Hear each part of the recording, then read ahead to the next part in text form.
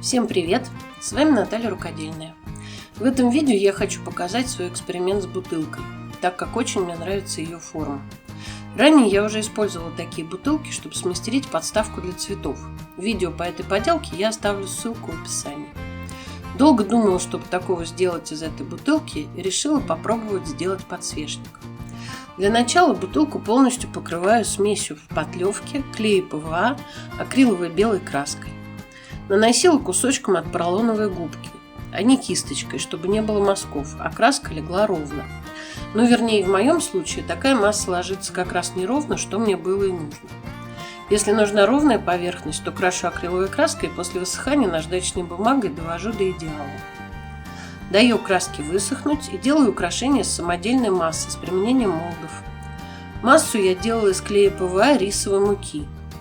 Так как я хотела придать подсвечнику состаренный вид, массу я оставила немного влажной, надеясь, что украшения пойдут трещинками, и они уж пошли.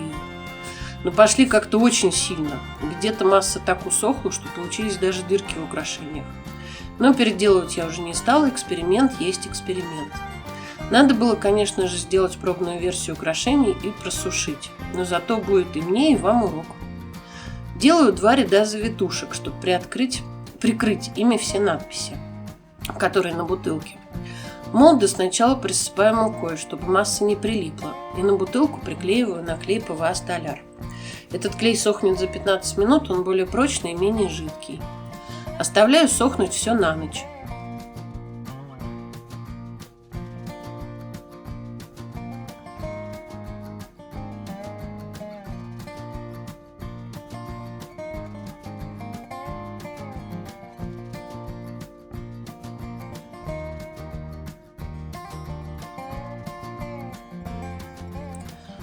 Верх бутылки декорирую горохом, также на клей ПВА Столяр.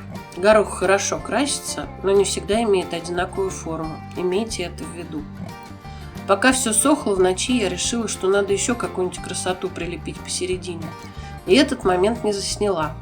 Зато в эту часть массы я добавила еще крахмала, и она уже стала гораздо более прочной и растрескалась не так сильно. После просушки декор я сначала покрыла грунтовкой и еще раз просушила. А после этого покрыла всю бутылку акриловой краской.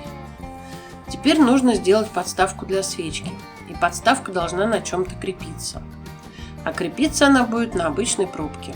Подгоняю по размеру, чтобы пробка вошла в горлышко, но с небольшим усилием. А подставкой будет служить обычная металлическая крышка.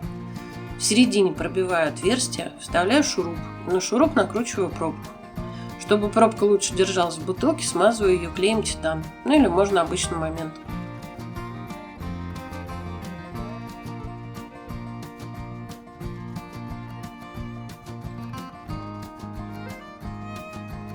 Теперь всю бутылку покрываю краской, прохожусь несколько раз с промежуточной просушкой. И потом покрываю краской нежного розового цвета.